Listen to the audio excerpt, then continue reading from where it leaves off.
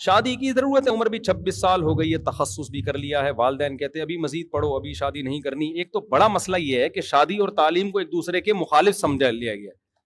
اور بھائی شادی بھی کرو تعلیم بھی کرو, اس میں کون سا ایسی بات ہے یار؟ بیوی آ کے کیا تمہیں کتاب سے روک دے گی؟ وہ یہ میری کھوپڑی میں یہ باتیں آتی نہیں ہیں. سب سے مشکل پڑھائی ہے یا جہاد؟ بولو نا. میدان جنگ میں لڑنا زیادہ مشکل ہے. صحابہ تو میدان جنگ میں لڑتے تھے, ملکوں کے ملک فتح کر رہے تھے, وہ شادیوں سے نہیں رکے. حالانکہ مجاہد جو میدان جنگ میں لڑ رہا ہو اس کو تو اتنے خطرات کے شہید ہو گیا, معذور ہو گیا, گرفتار ہو گیا, اس کے تو زیادہ مسئلے ہیں. پڑھائی تو آپ نے گھر میں بیٹھ کے کتاب لے کے پڑھنا ہے.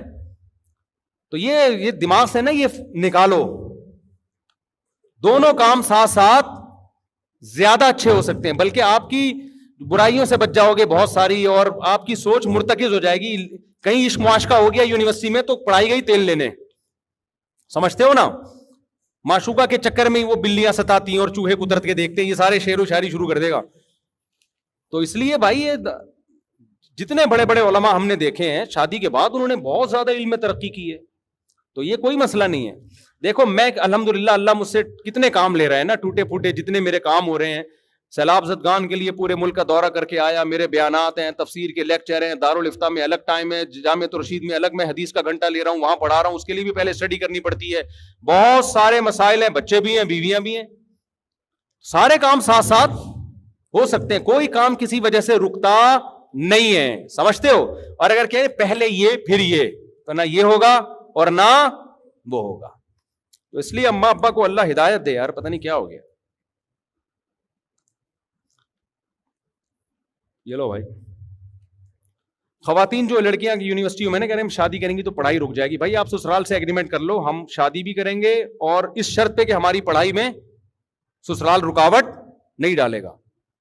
سمجھتے ہو؟ تو کیا ہو گیا؟ کہتی بچہ ہو گیا تو پڑھیں گے کیسے؟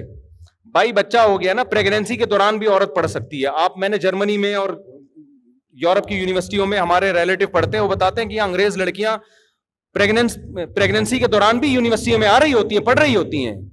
پریگنینسی کوئی ایسا بھوت تھوڑی ہے کہ اس کے بعد کچھ ہو ہی نہیں سکتا.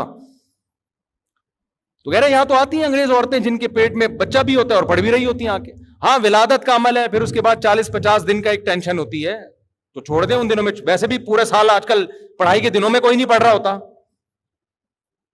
اور اگر اللہ نے مال و اسباب دیے ہیں تو گھر میں آیا رکھ لو یار. آج کل تو اتنے اکثر یہ جو یونیورسٹی میں پڑھ رہی ہیں ان کے پاس اتنی فیسیں تو ہوتی ہیں, تو بچہ پالنے کے لیے کوئی آیا رکھ لو گھر میں. بھائی